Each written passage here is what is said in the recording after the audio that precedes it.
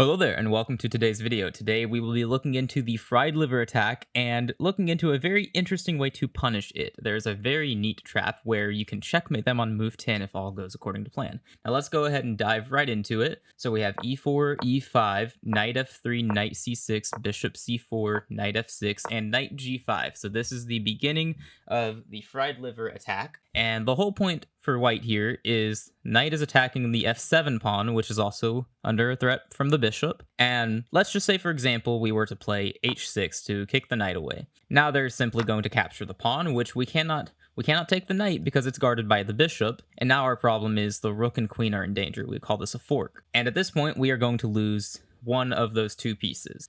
Not great. So this is where we have to make an important decision. How do we prevent knight takes pawn? Because this is a big problem for us. And we don't have a great way of directly guarding the pawn. Some people try queen to e7 because you could argue the queen is protecting the pawn. But after the knight captures, I don't think you're going to be too eager to go queen takes knight after a bishop is going to take. So that's not an option here. Instead, the only good move for black in this position is pawn to d5, blocking the bishop's access to f7. So now if they were to go knight takes f7, you could simply recapture and it would be fine. They could take here, no big deal, you just took a knight. You're doing pretty well. So right here, they're going to take, and this is where we're going to introduce the start of this trap. We're going to play knight d4, not what they will be expecting. And the reason for that is most people will play knight takes d5 the first time they see this. And that's what white is hoping for. They have this very sneaky trap here where they capture the pawn, you recapture, they go queen f3 check. And the problem is, well, you're in check, and the knight is under threat from the queen and bishop. So if you make any king move here, like king e8, king e7, king g8, if you make any of these moves, they simply capture the knight. If you block the check, they capture the knight. The only move you can make to try to keep the knight is king e6, and putting your king this close to the center of the board is quite frightening, especially when they have moves like knight c3 to keep the pressure up, and it's going to be really difficult to hold on to this, and most of the time, black loses pretty quickly after that. So I wouldn't recommend that continuation. This is going to be more surprising. Knight d4. This is why I would suggest this, because most people, statistically speaking, will play pawn to d6. Why might they do this? They now have the bishop helping the knight attack f7 again. All right, so if you were to make the wrong move, let's say pawn takes pawn. Well, now they might just go bishop takes.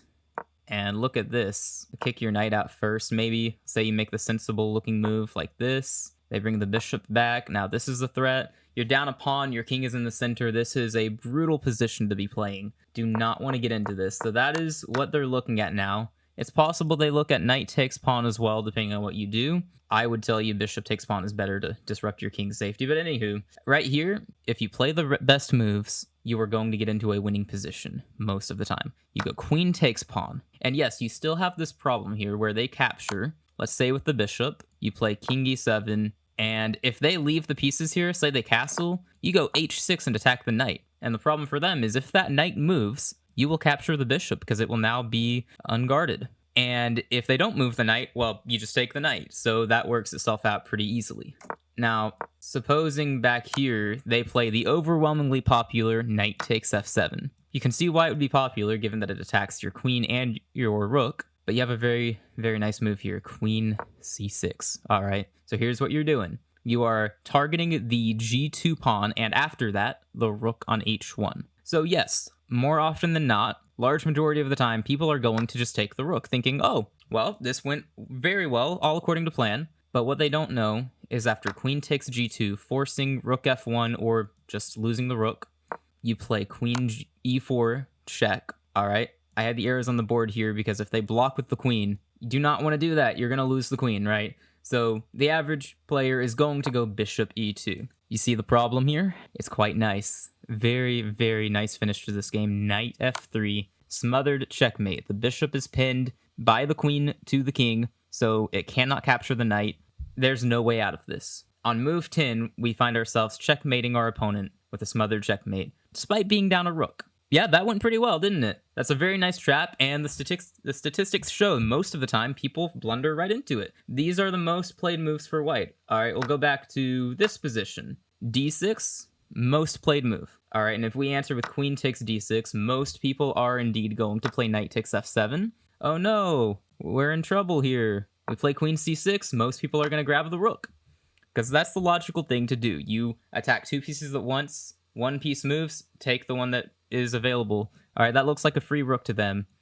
You take the pawn here. Overwhelmingly popular move again, rook f1. And really there are no other options here, because if they don't move the rook, you're going to take it anyway, and they have no way to defend it elsewhere, so they're going to move it.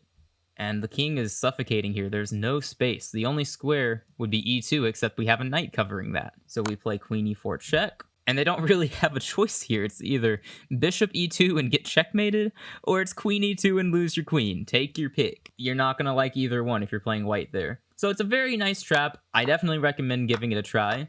It works most of the time.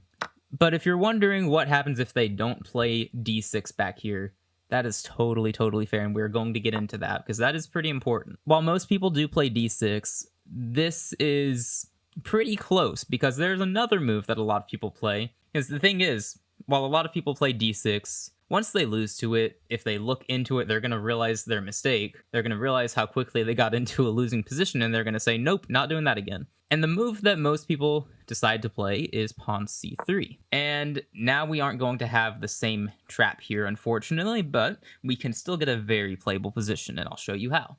We're going to play a very surprising move that they will not be expecting, and that is b5. Now take a look at this. We're saying even though they attack our knight, we're now going to counterattack their bishop. So if they take our knight, we take their bishop, we are okay with that, is what we're saying. And now it's up to them to decide what to do. And the large majority of people simply take the knight. Okay, cool. They do that thinking, okay, next I'm going to take the pawn. And we're going to let this happen. We capture the bishop, they capture the pawn. And we're not really worried here, even though right now we are technically down 2 pawns. We can very quickly get one of them back. But if you're concerned about being down a pawn at all in this line, don't worry. We're going to get very much sufficient counterplay here. We're going to have a lot of space with our pieces, and that's what we're going for. So first off, we have to decide how to capture back here. So we could go knight takes pawn, which would make sense because our knight was in danger a moment ago. I'm not going to recommend this, however, because I believe if you allow this, they are the ones who are going to get a good amount of play here with a mate in 1 threat. And that's going to be a big difference between this continuation and the one I'm about to show you. Is in this one, they're the ones who get some play, and we aren't going to get anything, and it's just going to be fine. It's going to be pretty even, not very sharp for us.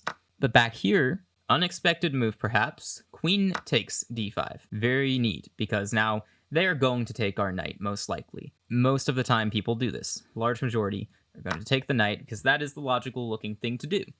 And that leaves us taking here. And this looks kind of funny, doesn't it? It's very open. There aren't any pieces out on the board except for the queen here. We are down a pawn, but look at our queen, putting pressure on g2. Our bishop is coming to b7, and you can already see where this is going. Teaming up on g2 there.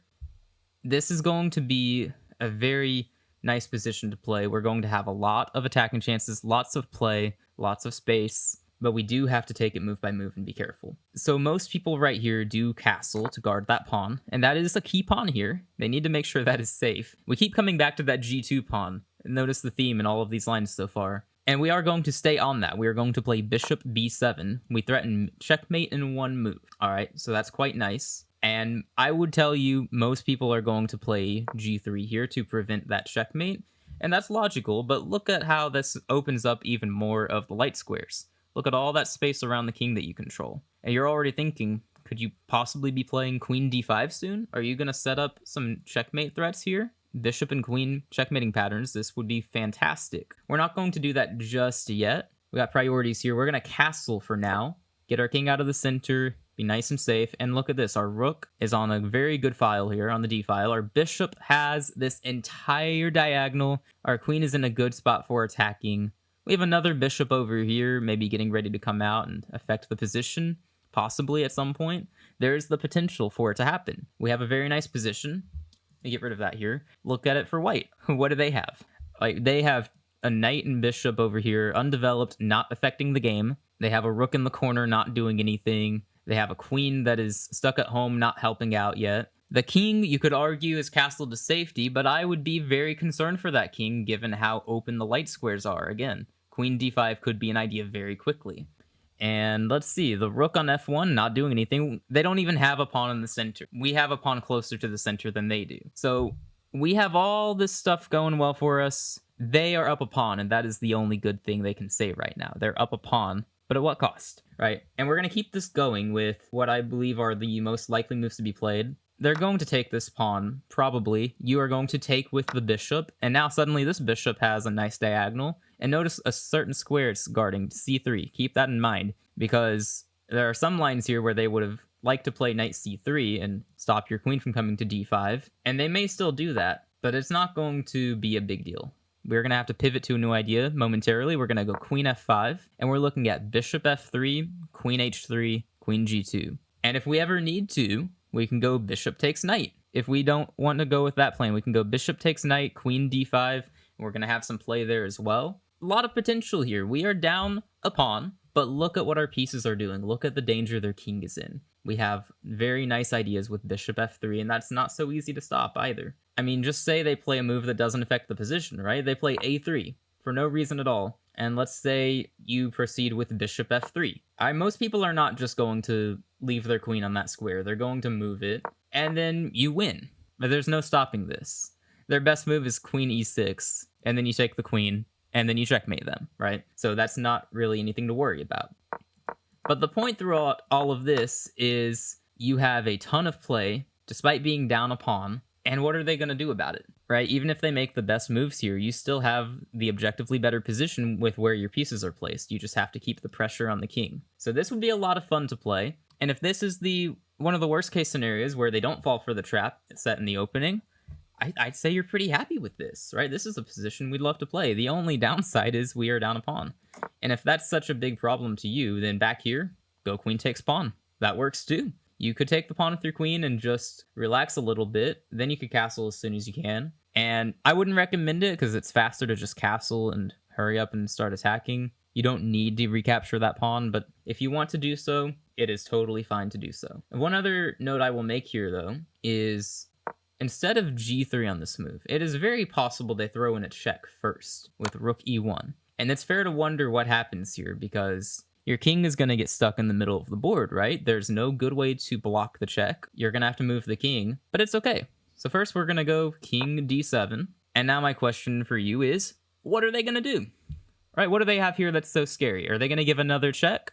The only other check they could make right now that would not instantly lose a piece would be queen a4. But that might be one of the worst checks they can give because you respond with bishop c6, attacking the queen while still threatening checkmate. And here they either get checkmated or they lose their queen. Not great options, huh? Sounds familiar.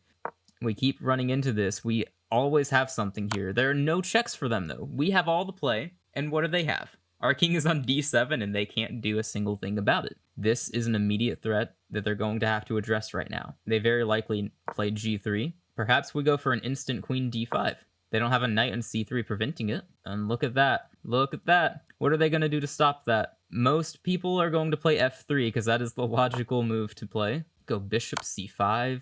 Probably king g2 to guard this pawn. And good grief, this does not look pleasant, does it? Go rook h e8 or a e8, one of the two rooks coming here. Fight for this file.